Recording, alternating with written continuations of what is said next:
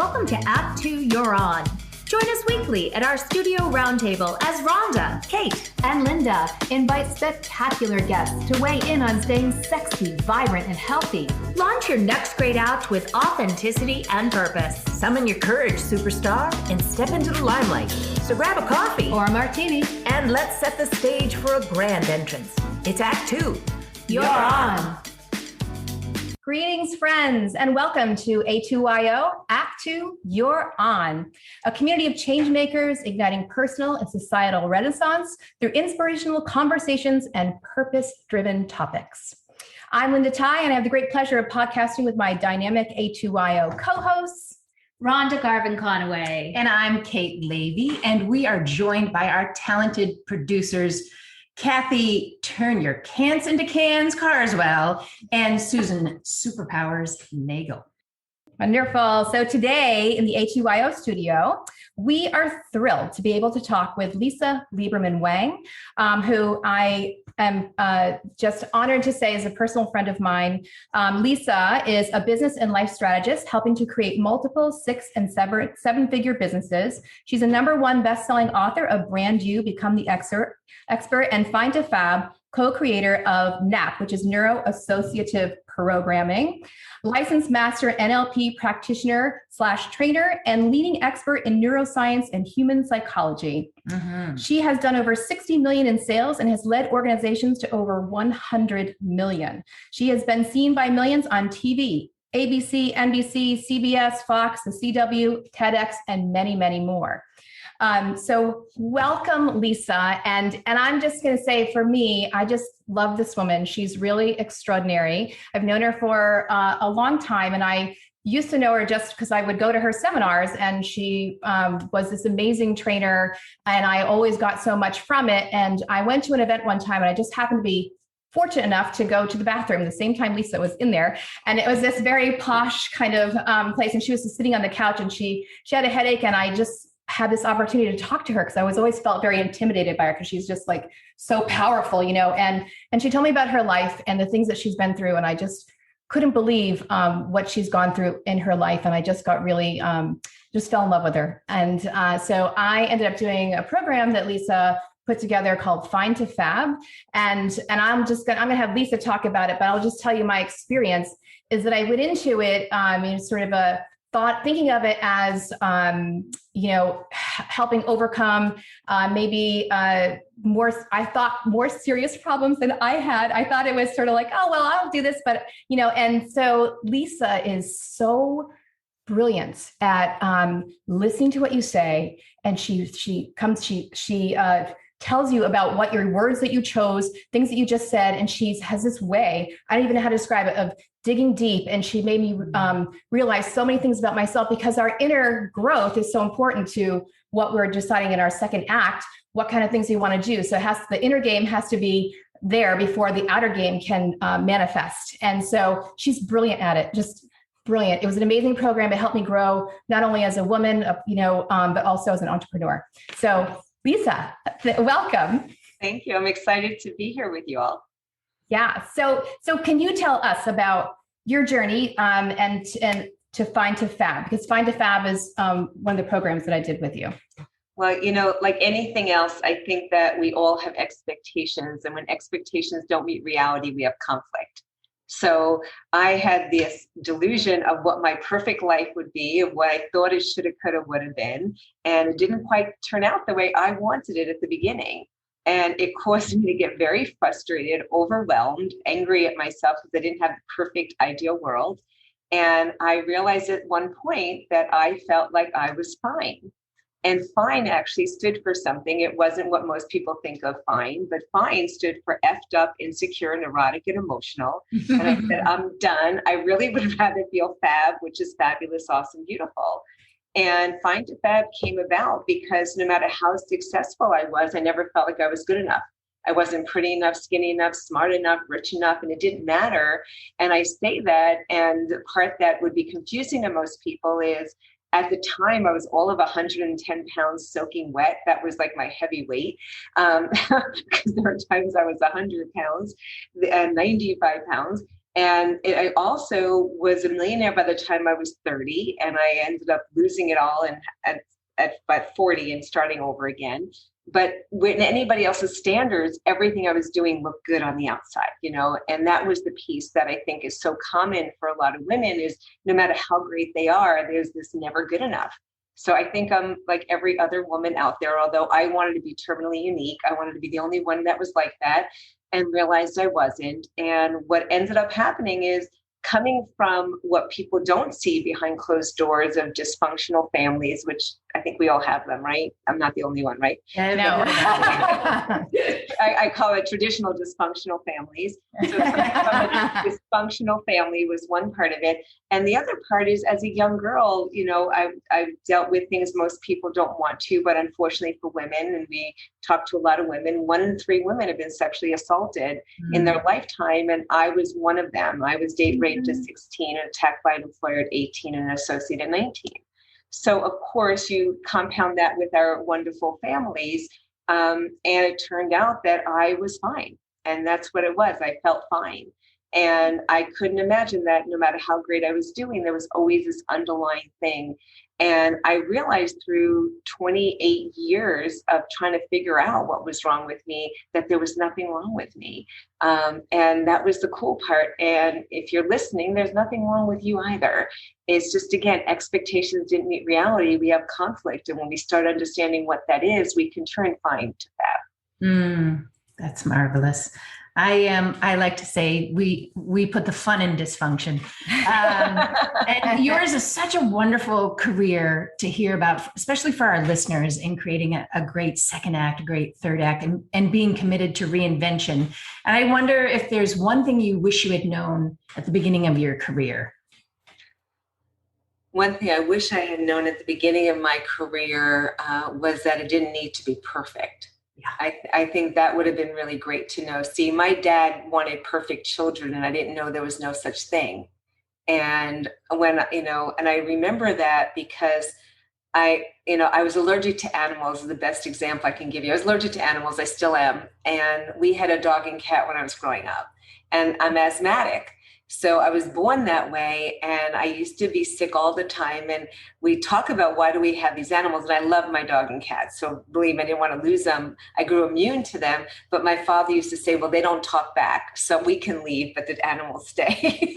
So I think about that, and he had some sense of humor. I mean, I say like he really had some sense of humor, and I could appreciate it today, but back then I couldn't. And I think the piece is that thinking that I needed to be a certain way to be loved. And when I studied, like, Linda was sharing, I've been studying neuroscience and human psychology for decades, and I teach it. And the one thing is there's 2 basic needs every human needs, and it's to be loved. And if we don't feel like we're loved, we feel like we're not enough. And those 2 pieces being so critical that every single thing we do in our lives is to satisfy those 2. And if I'm not loved, I'm not enough. So how do I feel loved? How do I be loved? And that's such an important piece. So I think that knowing there's no such thing as perfect would be the answer. And that's a helpful one. Yes. Thank you for that. And thank you for your vulnerability as you share your stories. I also work as a personal coach, and stories are significant in my work with my clients. If there are people in our audience listening that are interested in the coaching field and they wanted to get involved in that or entrepreneurship, what advice would you give them about taking that leap? Well, first off, I think the first thing you need to do is what Linda said before is first do the inner work. Because I've been teaching entrepreneurs how to build their business and create multiple 6- and 7-figure businesses for 28 years now. And that was the piece when I ended up doing it decades ago. My first business I owned was 23 years old, and I had 7 employees, and I've been an entrepreneur all my life. And I've worked 4 or 5 years in my life for someone else other than for myself. So I think that being an entrepreneur is really, really an amazing step and thing for all of us to do. The piece that I see it, which is sad to me, is that people want to go out and help others, but they didn't do the inner game first. And if you're not confident with who you are, if you're not good in your own skin, if you're so worried about what people are going to think, or how do I represent myself, or what if they don't like me, then you're not ready for entrepreneurship, quite honestly. Entrepreneurship is about making it no longer about you, but making it about the service of helping others. And when you make it about helping others, most of the time the roadblocks you have as an entrepreneur is your own. So as Linda shared, I've been helping entrepreneurs make money for decades. That's been my thing. And the reason why the Find to Fab came about is that no matter how successful you are, if you're not successful inside, you won't be successful outside. And it really is a direct proportion to your income. So, and that's a piece that I think most people don't get. They figure, I'm going to learn all the tools, I'm going to get the mechanics, I'm going to do all the stuff. And they're busy doing instead of being. And then the other part is that when they represent, they don't know how to represent themselves because they're still not confident in themselves. That piece has to happen first. Yeah. Now, I just wanted to talk about, you just said, being an entrepreneur is about service to others. And I have to say my experience with Lisa, whenever doing a workshop or doing her Find to Fab program, is that you're extremely generous. I mean, she would schedule a call or whatever, and a session, and we would, go through what she wanted to train and teach us. And then if you had questions, she would stay. She'd stay as long as it needed to happen for us to, ask her whatever we need to know to understand what she was doing. And I was always really impressed by that. And so it doesn't surprise me, knowing that you're so highly successful and that you are making 6 and 7 figures several times in your life. And that is because you are all about service and all about, giving. But I also wanted to ask you, so you are a licensed master NLP practitioner, and you're the co-creator of NAP. So I would love to know, what does that mean for our listeners? I know what it means, but tell everyone. So what ended up happening is, so it makes sense, is years ago, not knowing why I was challenged so much, I was looking for answers. And I got indoctrinated with Tony Robbins. I went through his whole program. I ended up doing everything from crewing to senior leadership. I'm a trainer for him today. I also became a platinum partner with him. And I had made a decision when I was learning from him. It wasn't for me to use it to help others at the time. It was totally a self-love reason of figuring out what's wrong with me. And everybody he ever put in the footnotes, I decided to go learn from personally. So whether it was Dr. Bandler and Grinder, who created NLP, neuro-linguistic programming, if we can program computers to do what people do, we can program ourselves to do what other successful people are doing. And it has to do with language. Neuro is your brain, linguistics, language, what we speak, and how we program ourselves. And then I continued my journey, and I started studying with, as well, Robert Dilts, who's also very big in NLP. And as I learned all this stuff, I also realized there were things missing. And what was missing is people took something contextually in that moment as being, this is who this person is. So if this person is a procrastinator and they just never do things at work, you say, oh, that person always procrastinates. But it's not true, because contextually it could be in that situation they procrastinate. But if it's something they love, they don't. And they just go for it. So when we ended up with my business associate, Willard Barth, we created NAP, which is Neuro-Associative Programming, because we realized there was something missing. It wasn't just the language. It was also in association to what's going on in the context of the situation. And people didn't realize that. So they'd make somebody and label them, this is who they are. And that's not true. It's in that context. And then how do you change these behaviors where instead of spending years of shame, blame, and therapy, how do you change it like this? And that's what NAP does as well, is neuro-associative programming, is understanding you already have these abilities within you. How do we pull them out where you're using them successfully in some areas, but maybe not in others? And then how do we apply them so that you can actually use what God already gave you, these gifts, but actually create this long-lasting change? That's wonderful. Brilliant. The work that you do, and it is a service of helping people dismantle their self-doubt and embrace, and looking inward.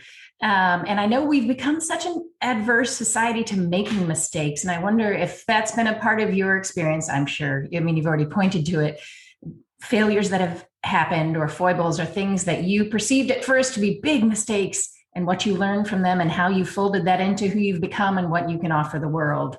Yeah. Well, first off, the big mistakes, you don't know if it's a mistake yet. I look at a Japanese vase, and if you remember those vases you see with the gold in it, it's like those are the cracks that actually they made to be the most beautiful thing about the vase, where somebody else would go, oh, it's cracked, it's no good. And I think that goes here too. Things that I thought decades ago was, oh my God, that was so wrong, and I wish that never happened. Had all those things not happened, I wouldn't be who I am today. You wouldn't be who you are today. So I don't know if what you think is a mistake or it's a blessing in disguise. So I'm not willing to label things. And I'm really, really won't do that. I mean, a perfect example is my husband, since COVID, has ended up in the hospital 62 days. He was in ICU. We didn't think he'd make it. Well, I knew he'd make it. The doctors didn't think he'd make it. And all they said to me is, you need to pray. So I put out all over the world, please pray. And I had Master Co. And I had the biggest healers in the world praying for my husband along with us.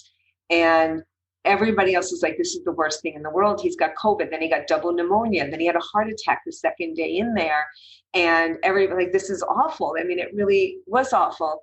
And at the same time, COVID saved his life. He had 100% blockage in his LAD, in his, left descending artery, and he would have died if he had a heart attack outside the hospital. It was the widowmaker. So you can say, oh, that's awful he was there. It's awful that he was in the hospital for several months. It was awful that he was, he lives with he has to get a defibrillator put in on Friday and all the other stuff. We're not done with this. So you can say all these terrible things happened, and had it not happened, he may not be here at all.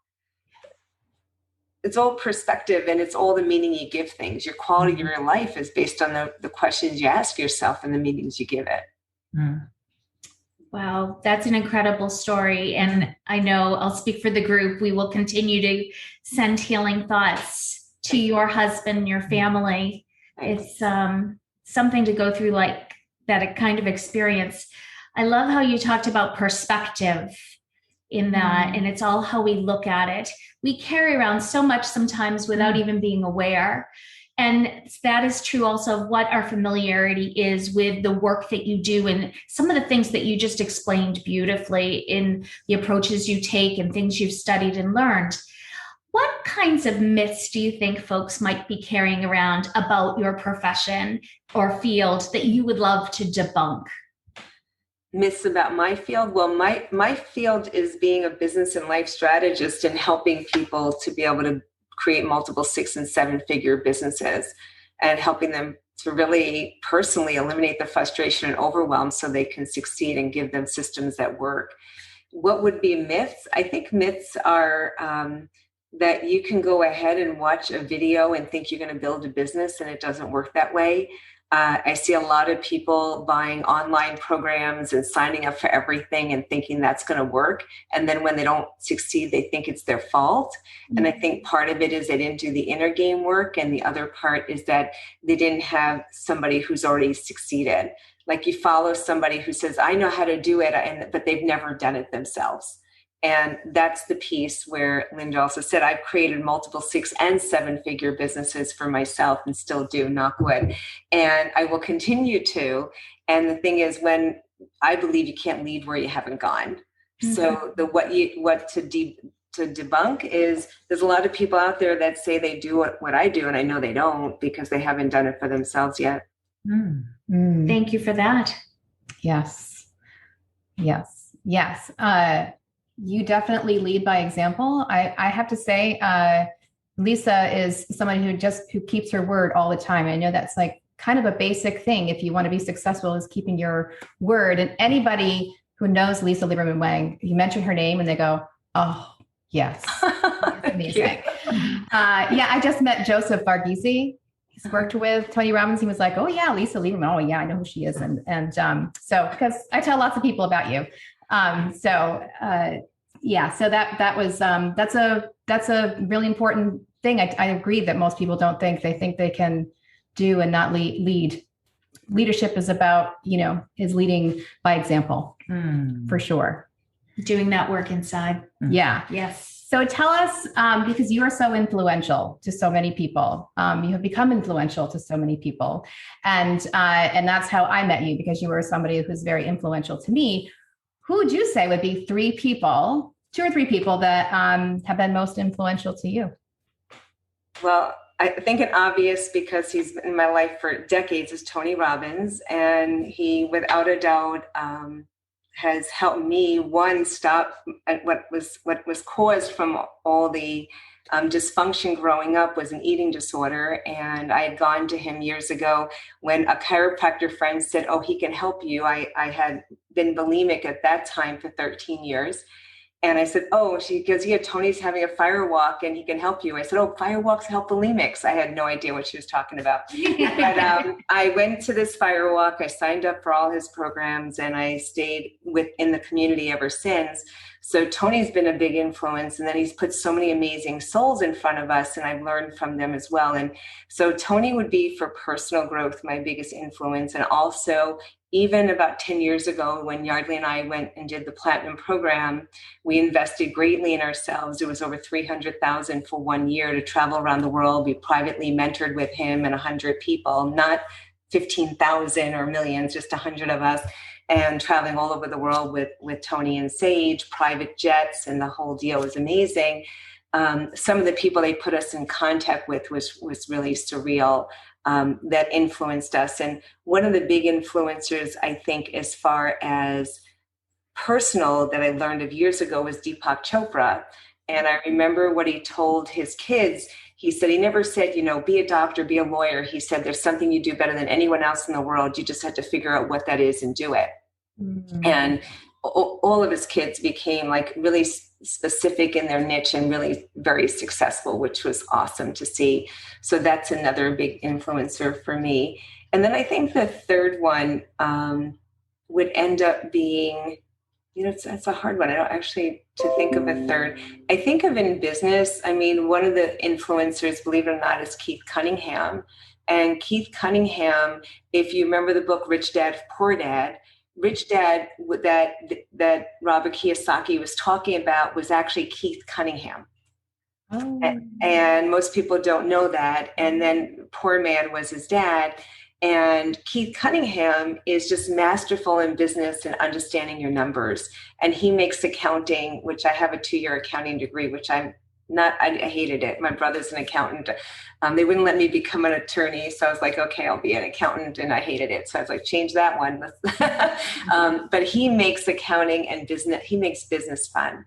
And it's like, you need to know your numbers. You need to know what you're doing. And I so appreciate that, because I think a lot of people, especially entrepreneurs, is when they make $1,000, they think they made 1,000, but they may have only made 600. And they don't understand the cost of doing business. So I think as far as an influencer as well is understanding you can be rich, but you can make a lot of money, but you may not make a lot of money. You can gross a lot of money, but it's not what you make, it's what you keep. And I think understanding how to read your numbers and know what's really there is so important if you're going to look to build something, because otherwise you can work really hard and think there's money, or you're spending it, you don't know it's there. I happen to think Keith is a great role model for business people. That's good to know. I always wondered who he was talking about. So in that book, because I've read that book, it's a great book. Yes. And I think our listeners will be eager to know, are there any resources that you can recommend that have helped you that might help them, help us? Well, that's a loaded question. It's such a loaded question because I have traveled around the world to learn from every single person and invested so much that to tell you any resources, it would be what specifically are we talking about is where it goes in my head. Some resources I'll say is get my book, go get Find to Fab and start working on yourself, because it's a #1 bestseller. That's what put me on ABC, CBS, NBC, and all the other ones. It's 7 Secrets of a Successful Woman's Journey Away from Self-Sabotage, really. And then I also have the book Brand You, Become the Expert. It's a step-by-step guide for personal branding, for more sales, more clients, more often. This you can get for free. I believe it's just free. I think it's free. No, it's just brandyoubecomethexpert.com, and I'll cover the book and you can just pay the shipping.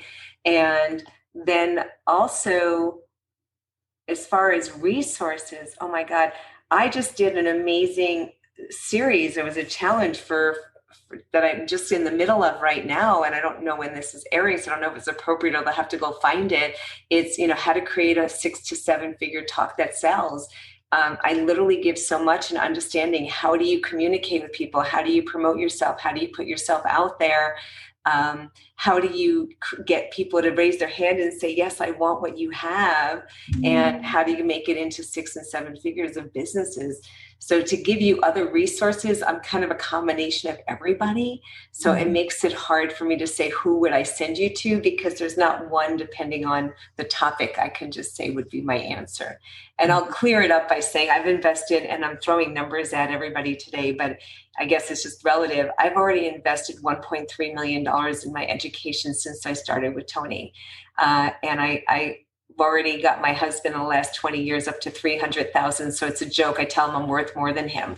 So we spend a lot of money on learning and growing. So when you ask that question, it honestly is a loaded question, because I've studied with everyone from Barbara DeAngelis to John Gray to Esther Perel to Andy Andrews to John Maxwell to Frank Kern to Kevin Nations to Keith Cunningham and to, Donald Miller. And I mean, you keep going, I can go on because I've gone, if they say go to Nashville, I'm in Nashville. They say go to Egypt, I'm in Egypt. Wherever they told me to go, that I was going to learn from these gurus, I went. And there's so much to learn out there that it's hard to pick one. Yeah. Well, I think Find a Fab is a good place to begin. You gave me that years ago. Yep. And here's something that you've already influenced us. Yes, influenced us to branding ourselves with our logo, even on the mugs in our podcast, which is amazing. And I just want to say I'm always blown away by how much you've invested in learning to be better. And I think you're so amazing. You know everything. I mean, you keep investing and you keep learning more, and really you just keep getting more amazing. And I know when I talked with Lisa originally to do Find a Fab, I was sharing with her that I know it's important, but I never have enough money to do it. Like I'm always in that place. I'm always in that. And she's like, how long do you want to stay in that place? Like, do you want to be in that place? And so I invested in Find a Fab, and I didn't have any money to do it. So I'm so glad that I did. It was worth more than what I paid for it. It has influenced me continuously. I look back, I read back through my notes. I have a whole notebook, Find a Fab notebook, and I refer back to it often. I have both of your books. Both of your books are amazing. They're just packed full of information. So every page, every word is impactful in your teaching. I just think you're extraordinary. And so here's to you, our branding expert. So, and let's talk about that, because we've been talking about Find a Fab, but you, out of Find a Fab, you also felt that there was a need for this. So tell us about that. So what ended up happening is when I started Find a Fab, it was really to help women stop hurting themselves. And then what ended up happening is I realized the women I was attracting were younger versions of me who were also entrepreneurs and wanted to get out there and make a difference, and kind of got to the point in their life where it's like, okay, what does this mean? What am I doing? And what is my life is going to be? And they started asking me questions about business. And I've been helping people build business in a specific sector for decades at that point, but my background was marketing, advertising, and sales. And I realized that people needed more tools, and they went to a lot of places, but weren't getting what they need. They were getting tons of stuff. People were giving them great busy work, but they weren't producing revenue. And I realized that I created something that I always wanted, and it was called Mastery to Millions. And that will be my next book, by the way, ladies. It's in with the editor gave it back. I just have to get it done. My husband getting sick detained it a little bit. But Mastery to Millions, you're one conversation away, became the next step. And it became the next step because of the fact that so many people are saying, Lisa, how did you get from zero to hero? And I was on a plane with some of my clients. We were at a women's event that they were supposed to teach us how to build 7-figure businesses in 1 year. Like, not to build it in a year, but how to create a 7-figure business. And I'd already done that. And I was with them, and Linda, some people you know as well that you're friends with too. And we left the event after spending $2,500 for the weekend. And we all looking at each other. And as I normally do, I always say, what was great? What can be even better? What are your takeaways? What are you going to implement? This is my normal thing for me. I always think I'm going to find something and I'm going to implement it, and it's going to make it work for me. And we got on the plane, and we're all sitting there going, everything they told us was just a way for us to buy something else. Like, they didn't give us the meat. They're like, I'll give you the meat if you pay another $10,000, if you pay another $20,000, if you pay another whatever. And I'm from the belief that what ends up building businesses is knowing what to give and giving enough of an appetizer that people feel served and delivered, that then you can sell the main course. They didn't give us enough of an appetizer. They told us all the things we need to do, but nothing that we could do that was deliverable to show the impact, to give them the more stuff. And I realized it was missing, that they're not the only ones doing that. Everybody's doing that. They tell you all the things you need and all the big picture, but then how do I get it done? How do I do it? And Master of the Millions, your one conversation away, became from the airplane. They said, how did you get there? I was like, I wrote down every step, what I have to do first, what I have to do second, what do we do? And then I looked at everybody who followed that I trained from Find to Fab, and then where they were. It's like, okay, what made them succeed? We got them to do this. We started with our mindset. We started with the next. And we went through each one of the stuff. And before I knew it, Master of the Millions, your one conversation away, came about. And it was about how to create multiple 6- and 7-figure businesses. Wow. We'll look forward to that one too. Yeah. Yeah. So I'm going to tell you one thing that I still do every day that Lisa taught me about mindset. And I think it has taken time. I'm a lot of work to do, but a lot of stories, past stories. So, but a lot of people tell you, think positive, what positive words that describe you. But Lisa takes it one step further. And I created a list based on her teaching. I am amazing. I am powerful. I am, a whole I am and 50 words minimum to put on there because we tell ourselves so many negative things all day long. We just do it. Our brains are wired to do that. And so to start your day every day with that is just putting you into that mode of gratitude and appreciating who you are and who your gifts are and who I'm going to be when I go out into my day. It's really powerful. It's a small little thing. Or seemingly, but it's been really super powerful for me, Lisa. I do it every day. It takes 20 positive statements to overact one negative. So when we start with 50 IMs, what we're doing is, if I'm saying, I'm fabulous, awesome, I'm beautiful, amazing, and all this other stuff, you're not just saying it. You're not just writing your list. You're saying it to yourself. You're looking at yourself in the mirror in your birthday suit. Because the deal is, just like Dr. Emoto will talk to you about water, if you've ever seen the studies with water, how if you say negative things to water, it calcifies, it gets all corroded. Well, if your body is made up of 80%, Linda, you know better than me, 80% water, and as far as, how your body is, if you're saying negative things to yourself, you're causing cancers, you're causing illness, you're causing all the other stuff that you want to start with what's great and you want to start seeing it. Now, I also believe if you have other people living in your house, if you say it loud enough, they'll hear it too and they'll start believing it. So, not just saying to yourself how great you are, let them all hear it. My husband thinks I'm amazing and he thinks I'm the best thing since sliced bread. So he's been listening to me for years. So it works really good.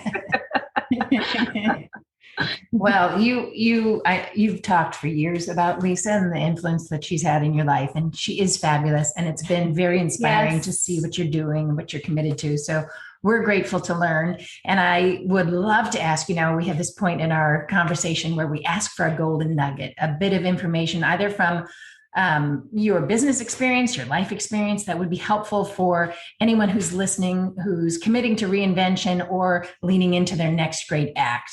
Any advice you could give? Absolutely. I think that the advice is just to do it, is just to do it and take imperfect action. That's one of the things when we talked about at the beginning is, thinking I had to be perfect, or I clients think I had to be perfect, and instead taking imperfect action. One of my clients who's with me knows me for 10 years, but had never worked with me as a client before, hired me for platinum coaching. And what ended up happening is I didn't realize it, knowing her all these years, what was stopping her until I worked with her. And I found that she had to have things perfect before she took action. And then when she did things, she didn't value herself enough to ask for the money she can ask for. So what ended up happening is she settled for less. She didn't know how to close because she was almost apologetic about asking for the money instead of understanding there was a value. And we shifted it. And I have an amazing testimonial for her that I can share is that first she came to me asking me advice about somebody else working with her for business. And I said, well, that's funny, I actually do that. And she goes, you do that? I go, yeah. She was looking to do funnels and how do you create sales? And I'm like, I do all that, but I don't talk about it the way people would expect I would. I'm more about service. And then she goes, wait, can you give me a quote? I'm like, well, yeah, I guess I can. I mean, I wasn't looking to.